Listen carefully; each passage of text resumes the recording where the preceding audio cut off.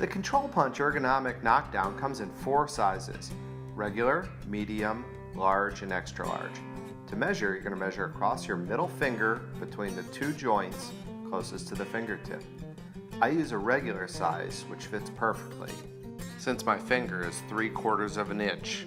I can also use the medium just as well. It's actually a little bit faster when I go to pick it up if I'm doing hail. I have just as much control with either one. Please pay attention to the space around my fingers as I cycle through the sizes. The extra large, as you can see, is enormous, so if you like to wear gloves, that might be the only time you'd want to use that size. Here I'm demonstrating 3 of the most popular grips. The standard, this is the Spider-Man, and then this one is like making an OK sign, where your thumb goes one way and your finger comes back in the other hole. It's a little complicated at first, but once you try it, it's very natural.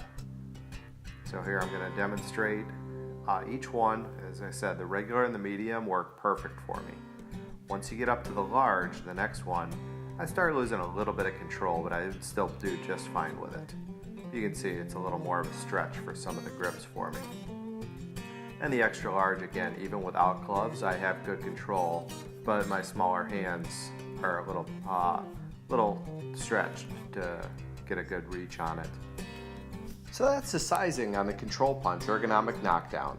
To summarize, the hole on the regular size is 3/4 inch or smaller, the medium if your finger is 1 inch or smaller, the large for 1 1/8", and the hole size on the extra large is 1 1/4".